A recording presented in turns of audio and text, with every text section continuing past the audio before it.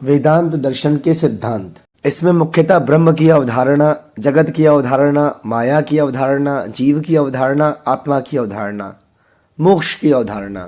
ब्रह्म की अवधारणा अर्थात शंकराचार्य ने ब्रह्म की सत्ता को ही वास्तविक सत्ता माना है।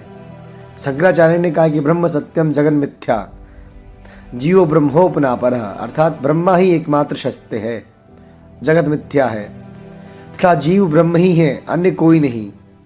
ब्रह्म की मूल तत्व है और ब्रह्म के द्वारा ही इस ब्रह्मांड की संरचना होती है। ब्रह्मा ही संसार का निर्माण अपनी माया शक्ति द्वारा करते हैं। शंकराचार्य ने सत्ता की 3 कोटियां बताई हैं: पारमार्थिक सत्ता, व्यवहारिक सत्ता और प्रतिभाषिक सत्ता। और पारमार्थिक दृष्टि की बात करें अगर, तो ब्रह्मा निपुण पूर्णता सत्य है तथा सर्वशक्तिमान भी है। वो सर्वव्यापी है। ब्रह्म अनेक जीवों के रूप में प्रकट होता है, तरह तरह के भिन्न भिन्न रूप लेते हैं वो। और ब्रह्म का अस्तित्व देश काल से परे है। ब्रह्म स्वतः सिद्ध है, उसको बताने की जरूरत नहीं, इसलिए उसे सिद्ध करने के लिए किसी प्रमाण की आवश्यकता नहीं है। उसका अस्तित्व था, है और रहेगा। और जो उन्होंने जगत की अवधारणा की है वो क्या है? शंकराचार्य जगत को मिथ्या मानते हैं। वो कहते हैं माया और इसका नाश है, ये हमेशा नहीं रहेगी, क्योंकि जगत परिवर्तनशील है, हमेशा बदलता रहता है, बदलाव होता है, कुछ ना कुछ भिन्नता आती रहती है। इसका वास्तविक अस्तित्व नहीं है। जगत स्वप्नवत है, जैसे स्वप्न आता है और वो कुछ देर बाद जब नींद खुलती है तो चला जाता है, समाप्त हो जाता है, उसी तरह काल्पनिक है जगत, मायिक और एवं असत्य है। क्योंकि इसी जगत में रहकर मनुष्य ज्ञान, कर्म, भक्ति और मोक्ष की प्राप्ति करता है, बदलता रहता है दिन प्रतिदिन। शंकराचार्य ने जगत को समझने के लिए 3 सत्ताओं का उल्लेख किया है, जो निम्न है: आर्थिक सत्ता, व्यवहारिक सत्ता और प्रतिभाषिक सत्ता। अगली बात करते हो माया की। माया की अवधारणा क्या मानते हैं वो कि शंकराचार्य के अनुसार आदि काल से ही परम तत्व अर्थात परमात्मा की शक्ति विद्यमान थी, यानी पहले से ही था एक तत्व जो परम शक्तिमान ऊर्जावान था। इसे माया की संज्ञा दी गई, जो कि ना तो सत्य है और ना असत्य। इसका वर्णन संभव नहीं। परमात्मा माया की सहायता से जगत का निर्माण करते हैं, यानी कि वो किसी में कुछ भिन्नता लाने के लिए किसी चीज को बनाते हैं।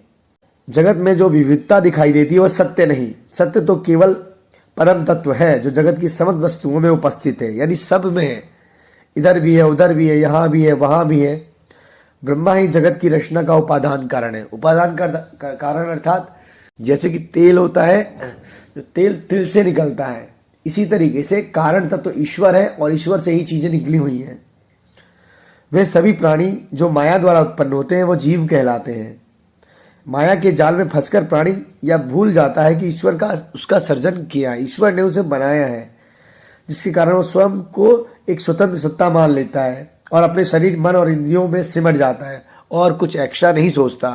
इसी कारण से उसे जन्म और मृत्यु में फंसा रहना पड़ता है। ज्ञान हो जाता है कि उसका संबंध परमात्मा से ही है, तब उसकी अज्ञानता धीरे धीरे छूटने लगती है। वह निष्काम कर्म की प्रवृत्ति की ओर अग्रसर होता है और परमात्मा में लीन हो जाता है। अब वो जीव की अवधारणा कहते हैं। जीव की अवधारणा क्या मानते हैं वो कि अद्वैत दर्शन के अनुसार प्राणी माया की रचना है। अज्ञानता के कारण प्राणी स्वयं को अपने शरीर को या स्वामी समझ लेता है, यानी मान लेता है वो कि मैं ही इसका स्वामी हूं, मैं ही करता रहता हूं, मैं जैसा चाहूंगा वैसा होता रहेगा।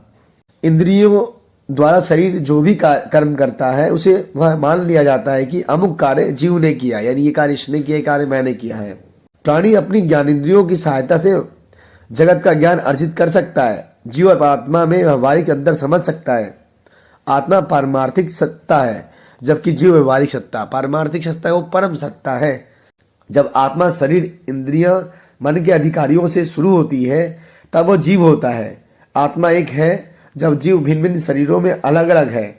इस प्रकार जीव आत्मा का आभास मात्र है। शंकराचार्य के जो मत है ना वो कि आत्मा मुक्त है, परंतु उसके विपरीत बंधनग्रस्त है। अपने प्रयासों से मोक्ष प्राप्त कर सकता है। शरीर के नष्ट हो जाने के बाद भी जीव आत्मा में लीन हो जाता है। आत्मा की अवधारणा क्या है कि अद्वैत वेदांत के अनुसार आत्म तत्व ही परम तत्व है। शंकराचार्य के जो मत है, आत्मा और परमात्मा एक ही तत्व के 2 नाम हैं। आत्मा अजर है, अमर है। वो माया के कारण आत्मा जीवात्मा के रूप को ले लेता है। आत्मा परिवर्तनशील, क्योंकि वह स्थान और समय से बधी हुई नहीं है। वेदांत दर्शन के अनुसार आत्मा ब्रह्म दोनों एक समान सत्य हैं। वेदांत दर्शन में अंतिम जो मोक्ष की अवधारणा वो क्या कहती है कि भारतीय दर्शन में मुझको ही जीवन का अंतिम लक्ष्य बताया गया है।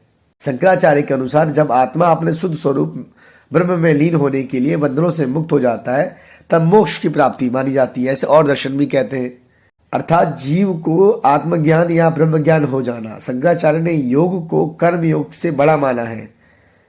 मोक्ष प्राप्ति के लिए निष्काम कर्म की आवश्यकता होती है, सकाम कर्म से मोक्ष प्राप्ति नहीं होती है। कर्म फल के कारण जीवन मरण के बंधन में जीव रहता है, उसे आत्मज्ञान नहीं होता। निष्काम कर्म वही योगी कर सकता है जिसे आत्मज्ञान का बोध हो। अंत में से गीता कहती है कर्म प्रधान है, वहां ज्ञान की बात होगी। यहाँ भगवान शंकराचार्य वेदांत दर्शन की बात करते हैं, कहते हैं कि निष्काम कर्म वाला ही मोक्ष की प्राप्ति कर सकता है, सकाम कर्म वाला नहीं। तो गीता में भी निष्काम कर्म की बात भगवान कृष्ण कहते हैं। अंतोगत्वा ये निष्कर्ष निकलता है कि हमें अपने आप को एक भिन्न तत्व मानना चाहिए, तभी हम उस नश्वर शरीर या जो अज्ञानता से दूर हट सकते हैं। और यही लगभग सभी दर्शनों का एक सार है। कुछ अलग अलग बात कह करके अपनी बात को रखते हैं और वो सबके अलग अलग सिद्धांत सराहनीय है।